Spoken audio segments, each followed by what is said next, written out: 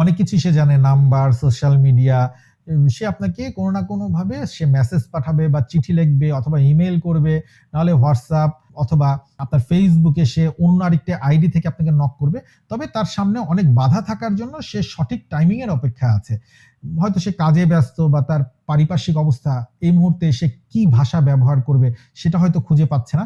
এজন্য সে কিছুটা সময় নিয়ে ভালো টাইমিং এর অপেক্ষা করে আছে, এমনটি লক্ষ্য করা যাচ্ছে। অন্যদিকে বন্ধুরা, যেসব মীন রাশিদের কোনো ব্রেকআপ হয়নি, তারা তাদের মানুষটির সাথে আছেন, আপনার মানুষটির সাথে অনেকেরই আছে যে নতুন সম্পর্ক হয়েছে। আমি দেখতে পাচ্ছি বর্তমান সম্পর্কটিকে দ্বিতীয় স্টেজে উন্নতি করার কথা ভাবছে। যদি নতুন সম্পর্ক হয়ে থাকে ১ মাস, ২ মাস, ৩ মাস, যে সম্পর্কটা এখনো নতুন সেটাকে সে সেকেন্ড স্টেজে নিতে চায়, দ্বিতীয় লেভেলে নিতে চায়। অর্থাৎ বন্ধুত্ব থেকে প্রেম ভালোবাসার মধ্যে তার একটা চিন্তা ভাবনা চলছে।